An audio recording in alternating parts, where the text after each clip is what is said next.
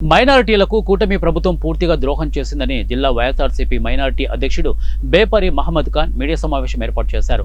ఈ సందర్భంగా ఆయన మాట్లాడుతూ ఇక ప్రభుత్వానికి సంబంధం లేని ప్రైవేటు ఆస్తులు తమ పూర్వీకులు అల్లా పేరుతో వక్ఫ్కు దానం చేస్తే ఆ ఆస్తులను తమ గుప్పిట్లోకి తీసుకోవడం ఎంతవరకు సమంజసమని ఆయన ప్రశ్నించారు.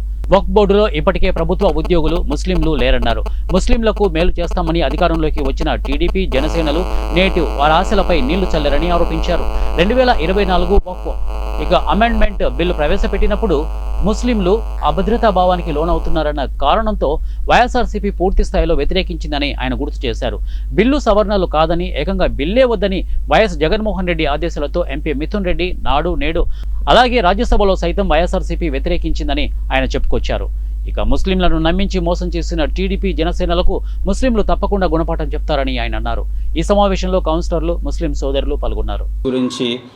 మైనారిటీలుగా మా ఆందోళన మీ అందరికీ వ్యక్తపరచడం కోసం ఈ ప్రెస్ మీట్ ఏర్పాటు చేయడం జరిగింది.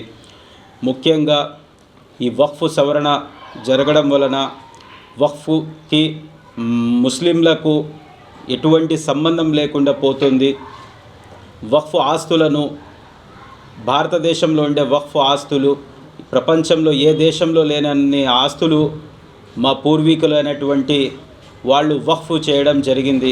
ఆ ఆస్తుల మీద కూడా బీజేపీ మరియు ఎన్డీఏ కూటమి పార్టీలు దానికి వక్ఫ్ సవరణ బిల్లు చేసి వాళ్ళ ఆధీనంలో తీసుకోవడం అని ఆలోచించడం చాలా దారుణం. దానికి మద్దతుగా తెలుగుదేశం పార్టీ, జనసేన పార్టీలు మద్దతు ఇవ్వడం ఇంకా ఎక్కువ దారుణం అని తెలియజేసుకుంటున్నాను. గత ఎన్నికలలో చంద్రబాబు నాయుడు గారు